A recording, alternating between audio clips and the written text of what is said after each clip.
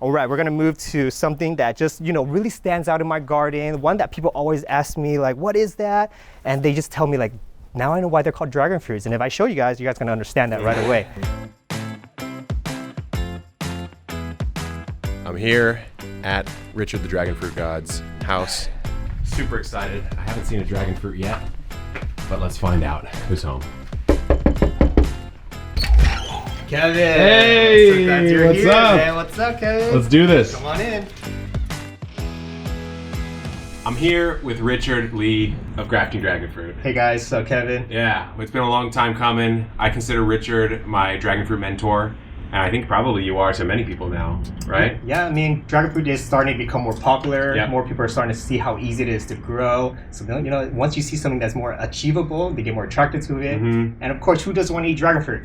Yeah, you know what's crazy though is some people seem not to. I've been getting some comments of people are like, oh, it tastes like nothing, and I'm like, well, you haven't grown it yourself. Anything you grow yourself tastes better, even if it doesn't taste good. And that sounds stupid, but it is true.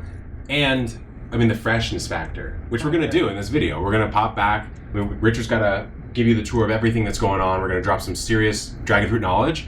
But we're gonna harvest and eat some dragon fruit too. Because like a lot of the dragon fruits that we normally been seeing is the ones we sold in stores. Yeah. And those ones are always picked early. Yeah. So we're not harvesting dragon fruit at its like peak ripeness, so they don't tend to taste as good. But wait until you guys see all the dragon fruits we have here today. Have a bunch gonna be harvesting with Kevin. Yeah. Tasting them. It's gonna be an awesome day today. Yeah, it's gonna be awesome. All right, so I'm gonna hop behind the camera. I'm gonna let the master do the work, and honestly, I can see it right now. You're going to be completely floored by how many dragon fruit we have. So without further ado, cultivate that like button for epic dragon fruit, and let's get into the video. Forgot my tag. I gotta do my tagline, Here we are in Dragon Alley. Absolutely incredible. What do we got going on here, Richard? Hey guys, so welcome to my Dragon Alley. Kevin's here with me, and we're gonna go through most of these trellis today. Gonna show you guys all of the cool fruits that's been ripening. Talk a little bit about them. Maybe show you guys what I do to get to this point. So let's go ahead and start with the Vietnam White, the most basic dragon fruit variety that's out there. These are the varieties that you guys see in the stores. They come and they don't taste as good, but when you're growing them at home, you guys are gonna be so surprised of how tasty and sweet these can be. I know in stores they're kind of like bland. Everyone kind of reference it as a bland kiwi.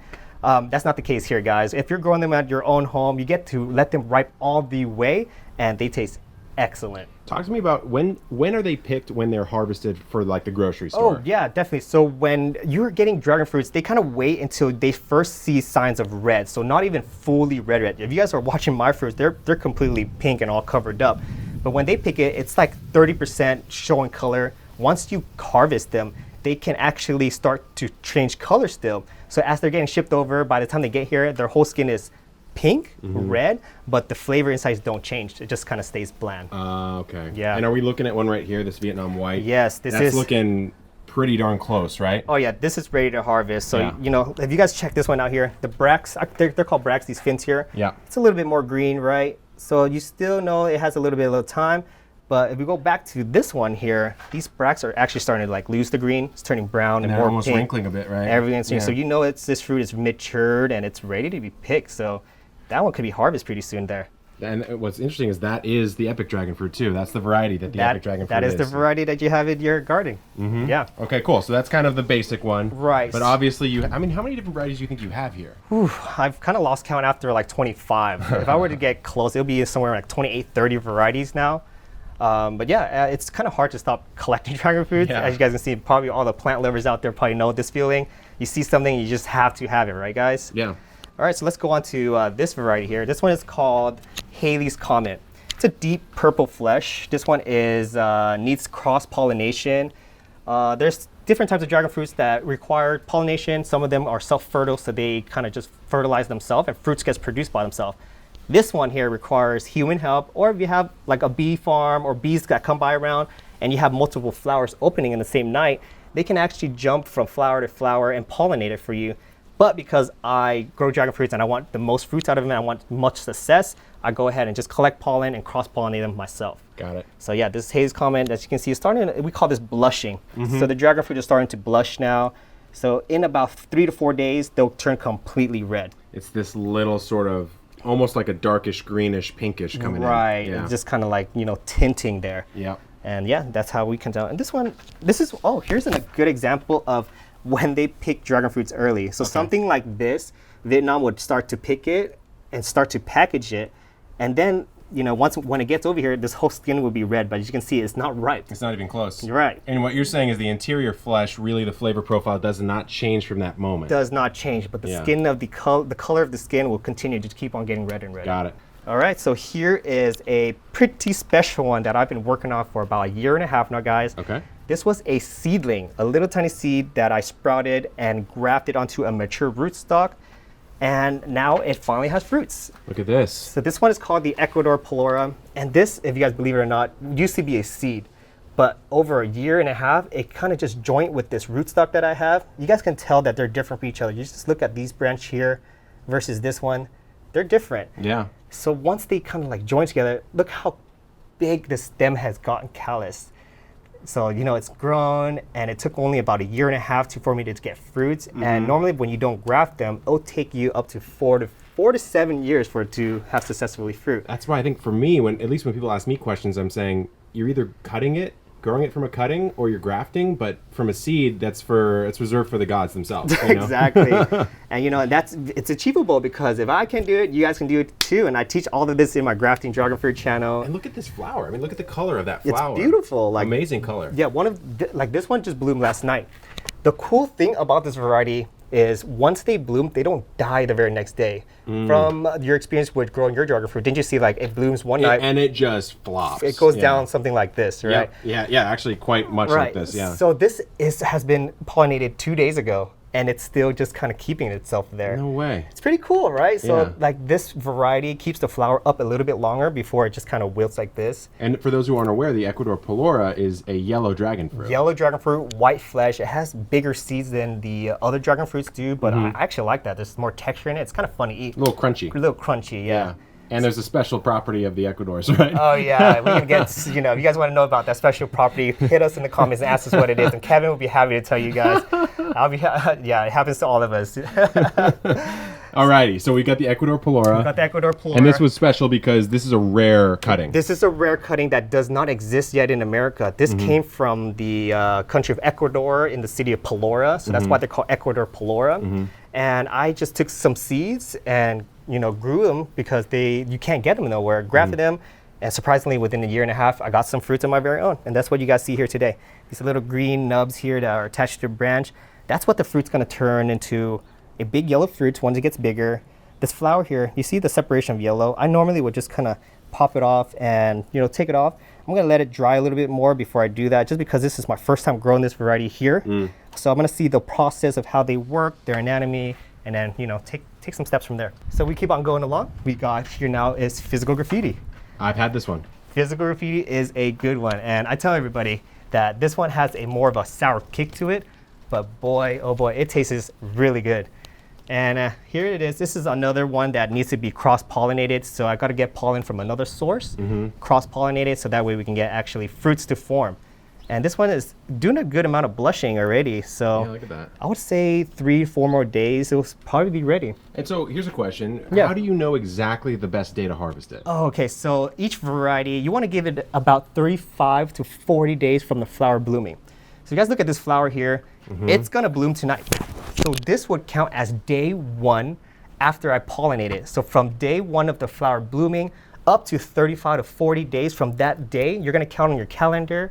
Then that's the day you're going to harvest. There's other stuff that I do to see when it's ready to harvest. And I'll show you guys on the more ripe fruits, because there's something where I call the shake test. If you have a fruit that is not fully ripe yet, it's really hard to move around. So as you can see, this one is moving. It's like a loose tooth. Yeah. So it's getting pretty close, but not yet ready to harvest, because the color and the texture and how firm it is, it just still feels like it's not fully ripe yet. Got it. I think we have a few more days for that one. Got it. Okay, cool. Well, let's head on down the aisle. Let's go. All right, guys, so now we are at Sugar Dragon, and there's some slight difference with Sugar Dragon. And to start off with, it would be the branch.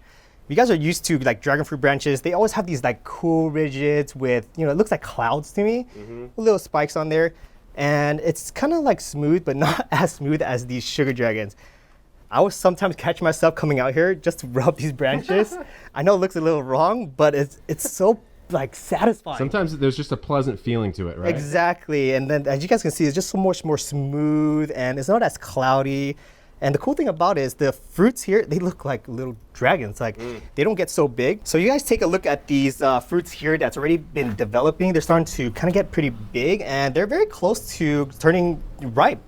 I would say another week and then they will just start showing color. The cool thing about them is that they don't get too big and people always question me like, why do you even grow this variety, Richard? And for me, it's all about flavor. I love the flavor of this variety, and this was more like berries because I think you sent me one of these, right? Yeah, it kind of has that taste of those like Haribo raspberry blackberry candies. Exactly. It's just like a candy, fruit candy. Yeah. Like fruit roll-up almost. Totally. Super good. Super good. So I'm noticing here, is this a natural pattern or is this a response by the plant? I'm glad you point that out, Kevin, because this is a natural response from the plants. If you guys are living in Southern California, you know we're going through a heat wave right now. And this is their way of showing that they got sunburn. So all of this chlorophyll has been nuked, you know. So it's causing them to stress. But once it cools down, when there's shade, they eventually will start healing. So you don't have to worry too much about it. The only time when I would get worried about it is if it starts to blister and starts to get rot. That's when you're gonna have to perform some surgeries, remove that right away so it doesn't spread to all of the other branches so you can save that branch. Got it. Yep, so natural responses from sugar dragon. Just some varieties have more of a high tolerance to heat. Some of them have a lower one. This one, it can't take that heat. All right, guys, so we're now moving on to this variety called Red Jaina. And Red Jaina is a lot more different than the other varieties. They're more prickly, spiky, and the fruits look just totally awesome. It's one of those varieties where it just looks very exotic, and once your friend sees it or your family member sees it, they ask you right away, what is that? Is that even a dragon fruit? So, to show you guys the little different subtles of them, this is the buds that I've been pollinating about 3 days ago. You need to cross-pollinate them so that way they can, get fruit. And this is where the fruit is forming, and it actually has some ripe fruit starting to, go off here. Here's Red Jaina with a really hot pink, magenta, like neon pink almost, right? Almost looks like it's like the saturation got pumped up on Exactly, but this is all natural, guys. Everything you guys seen here is no filters. It's all live right here in the Dragon Alley. Here's a really cool one that is really red. Look at that, right at the tail end there. Right at the tail end, hanging at the very bottom. This one looks like it's almost ready to be harvested. Oh, yeah, definitely, because look at that. It's starting to crack there. Okay. We're starting to see that the flesh is getting so big in there, it's just bursting open. And for red varieties, it is like almost preferred to wait until you see that crack. Because if you harvest at this state, it gets really sweet and it just has more of like a sweet, non-beet flavor to it.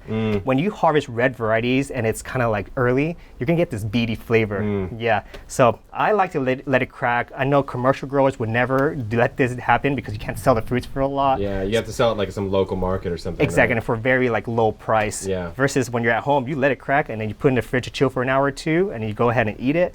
The best tasting dragon fruit ever. Awesome. Super good. Sweet. And we're going to harvest those in just a second, but Richard's got one or two more to show us here. Oh yeah, definitely cannot skip Red LaVerne, you guys.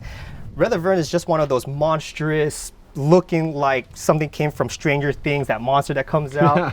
This totally reminds me of it. Oh my God, look at that. This is massive. It's massive, and all of the fruits are consistently this size. It's just so amazing. This one's shaking too. This one's ready to pop. This one's ready, man. This one's ready. So you see some that it just looks so cool once they start to grow. Like the red and green. It's hard with the shadows. It's starting to blush though, guys. It's hard to see, but it is starting to blush. Yeah, it's so looking awesome. And they're consistently all that size. If you guys just like look at all these fruits, they're in their green state and they're still, relatively big. And you guys can only imagine once they start to ripen and plump up how much bigger they can get. So, yep, really excited. This one makes really good dragonade. Dragon fruit lemonade with this variety, bomb.com, you guys. Awesome. So good. Awesome, dude. All right, we're gonna move to something that just, really stands out in my garden. One that people always ask me, like, what is that? And they just tell me, like, now I know why they're called dragon fruits. And if I show you guys gonna understand that right away. It's the first thing I said when I saw it, that's for sure. So first things first is, let's just look how girthy these branches are. Yeah. And as Kevin was pointing out earlier, he was asking me, like, what are those white stuff? Is that natural? And I was like, yeah, this is kind of like a natural sunblock that this plant produces. So they kind of just have this white coating, this white powder coating that just surrounds all of their branches.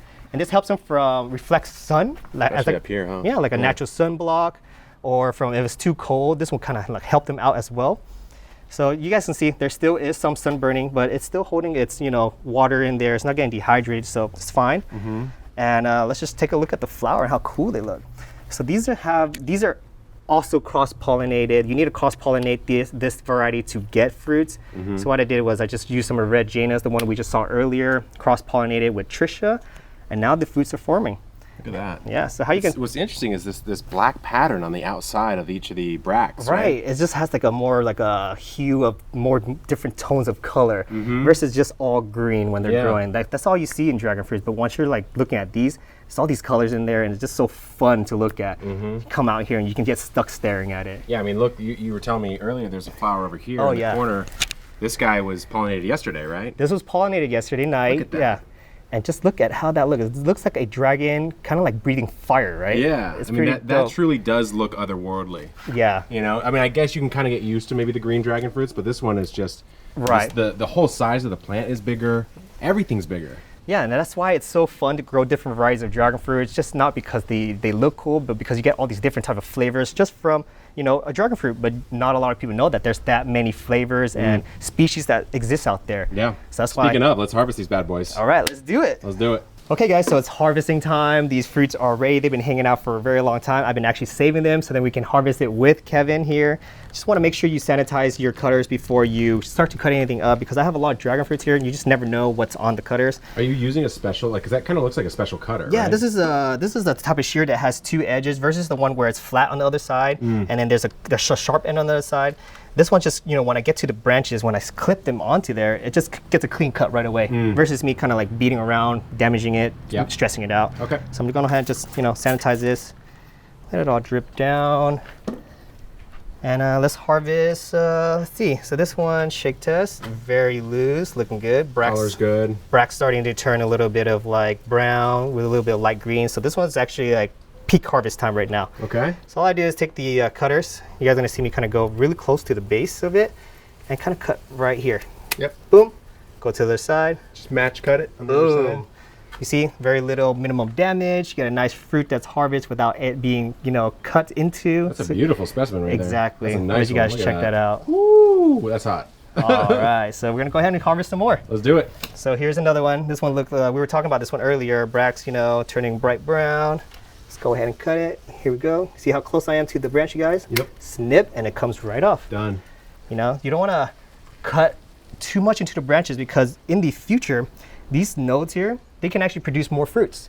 Every single one of these. Every single one of these that has not produced a fruit yet, they're gonna start growing fruit. So right after you harvest your fruit, try your best to just cut the branch that has the fruit on it without cutting into these other nodes, because in the next season, they're gonna grow you guys fruits again. Super cool. Perfect. Close to this.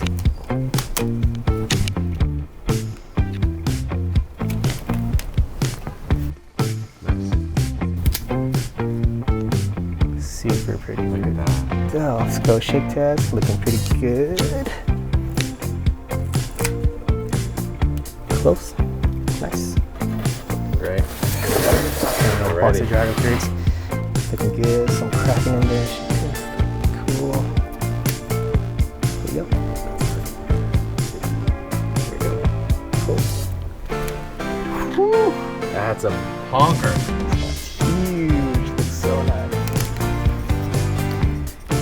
Not your biggest fruits, but that's why we're harvesting quite a few. See if we can see.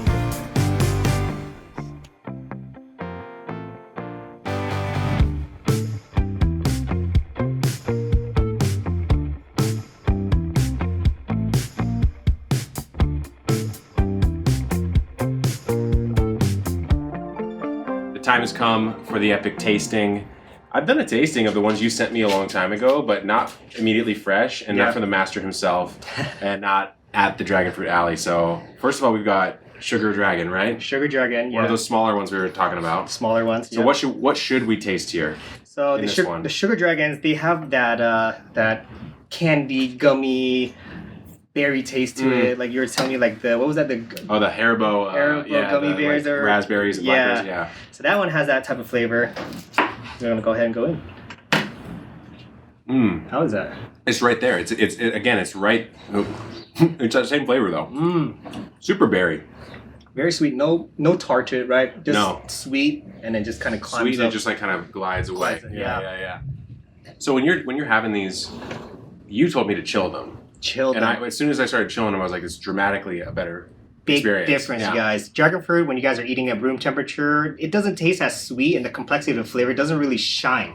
Once you guys put it in the fridge for maybe like an hour to 2 hours and you guys cut into it, it's kind of like eating a whole different fruit. It really feels that way. It's like so much more refreshing. The flavor is just so much more sweet. There's so much water in it that it makes it cold and It fresh. just gushes into your mouth and you're just like, whoa, gotta go into that again. Yeah. So we've got this guy here is That one's Haley's Comet. Haley's Comet.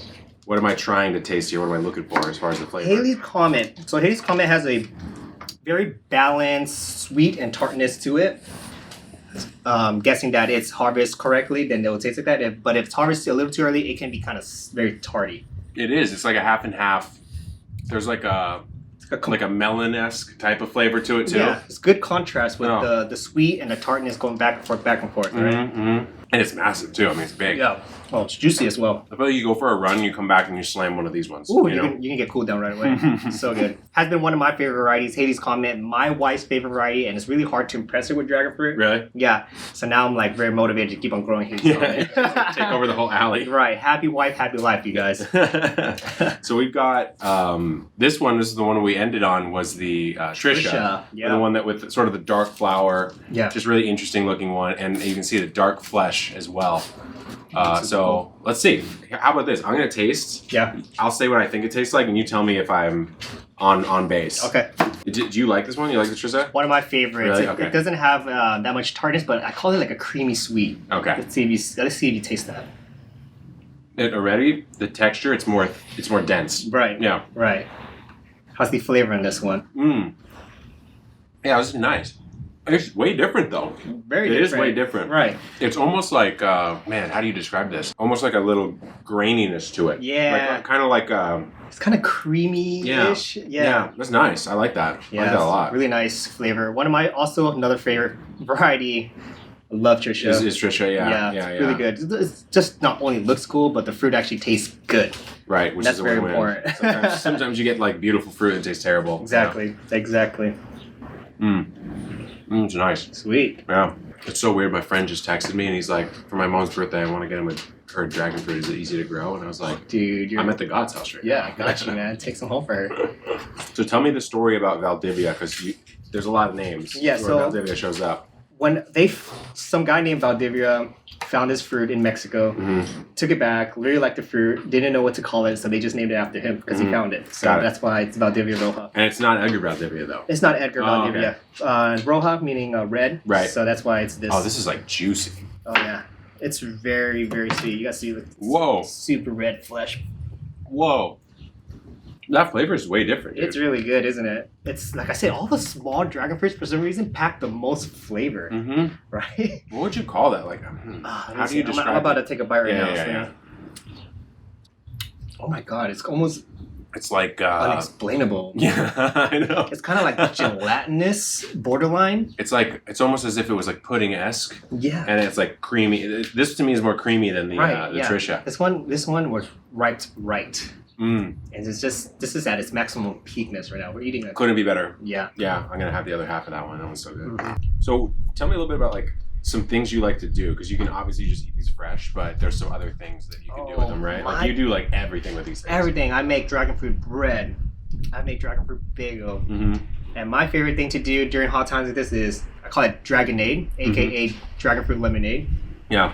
And I also make desserts with them, like dragon fruit hollow hollow. Yeah. So when I can't finish these fruits, there's other ways you can force yourself to eat more. Do you freeze them ever? Or how do they store overall? So if you freeze them, you can keep them longer, but then you're gonna have to use them for smoothies. You can't thaw them back out. You can't thaw them because once you thaw them back out, the flesh just gets kind of like a mush.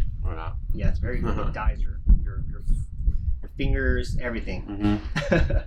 But yeah, once you freeze them and then you let them thaw out, they kind of just turn into mush, and the texture's not as pleasing. It's still edible, still tastes really good, but I would just at that point prefer it in a smoothie. Just toss it in. Toss it in a smoothie and make a really nice smoothie. It's almost like a fruit ice cube base. Yeah, Right, at that yeah, point. Exactly. And dragon fruit you can actually store for a very long time. Really? You can go for at least up to a month with them without them kind of like degrading in texture or anything like that. Really? Okay. But the flavor, you're going to be compromising it. The longer you keep your dragon fruits in the fridge, the complexity of the acid starts to drop. The sweetness kind of also goes down a little bit because the acid is actually what kind of contrasts with each other to make it seem more sweet. But once you lose that acid, it's only sweet. You're kind of done. As far as the complexity, you might still like the sweetness. Right, but, sweetness is there, still tastes like a dragon fruit, but the complexity of all those fun flavors kind of declines a little bit. Yeah. So it's best to eat your dragon fruit fresh, harvest right away, put it in the fridge, and enjoy it just like this. Just like how we're doing it now. Well, dude, amazing tour. Super glad we got to meet and hang out. Definitely. There's a lot more actually to show, but that's all found on Richard's channel, so you can find it at Grafting Dragon Fruit. Highly recommend you checking it out. Thanks, man. No problem. It's been fun. Elbows. Sweet. Let's start eating the rest of these. Yeah, let's go. Good luck in the garden and keep on growing. See you guys. We're gonna go ahead and smash all these right now. Don't smash the like button. Smash these dragon fruit. There you go.